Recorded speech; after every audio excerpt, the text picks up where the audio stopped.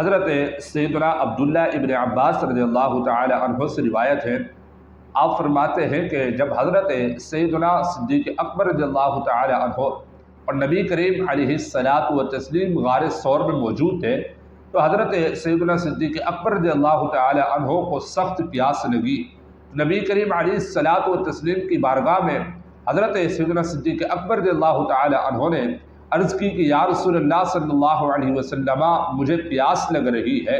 تو حضرت سیدنا صدیق اکبر رضی اللہ تعالی عنہ کو جب پیاس لگی تو نبی کریم علیہ الصلاۃ والتسلیم نے ارشاد فرمایا کہ اے ابو بکر تم ایسا کرو، تم غار کے اندر چلے جاؤ اور وہاں جا کر تم سیراب ہو کر آ جاؤ۔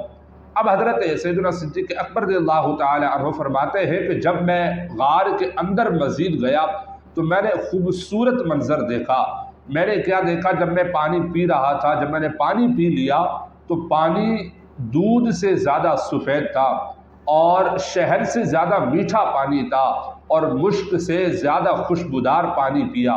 جب میں پانی پی کر جب میں سیراب ہو کر واپس نبی علیہ الصلاۃ والتسلیم کی خدمت میں حاضر ہوا تو نبی کریم علیہ الصلاۃ والتسلیم نے ارشاد فرمایا اے ابو بکر تم سیراب ہو کر آ چکے ہو؟ تو پھر میں نے عرض کی جی ہاں یا رسول اللہ علیہ الصلاۃ والتسلیم۔ میرے نبی کریم علیہ الصلاۃ والتسلیم نے ارشاد فرمایا اے ابو بکر تو پھر میں کیوں نہ تمہیں ایک بشارت سنا دوں؟ تو حضرت سیدنا صدیق اکبر رضی اللہ تعالی عنہ نے آپ نے عرض کی یا رسول اللہ جی ہاں، کیوں نہ آپ مجھے بشارت سنا دیجئے، جی ہاں ضرور سنا دیجئے۔ تو نبی کریم علیہ الصلاۃ والتسلیم نے آپ نے یہ ارشاد فرمایا کہ اللہ تبارک و تعالی نے جو جنت کے نہروں کا جو سردار ہے، جو فرشتوں کا سردار ہے، اللہ تبارک و تعالی نے اسے حکم دیا ہے کہ جنت الفردوس سے لے کر غار ثور تک ایک نہر بنا دی جائے تاکہ اس سے حضرت سیدنا صدیق اکبر رضی اللہ تعالی عنہ سیراب ہو سکے۔ تو حضرت سیدنا صدیق اکبر رضی اللہ تعالی عنہ آپ عرض کرتے ہیں کہ یا رسول اللہ صلی اللہ علیہ وسلم کیا اللہ تبارک و تعالی کے ہاں میری اتنی قدرت و منزلت ہے؟ تو نبی کریم علیہ الصلاۃ والتسلیم نے ارشاد فرمایا جی ہاں ابو بکر اس سے بھی زیادہ تمہاری فضیلت ہے، اس سے بھی زیادہ تمہارا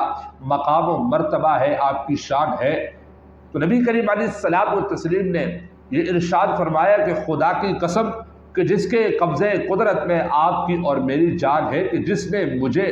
حق کے ساتھ دنیا میں مبعوث فرمایا ہے، جو تم سے بغض رکھے گا وہ ہرگز جنت میں داخل نہیں ہو پائے گا،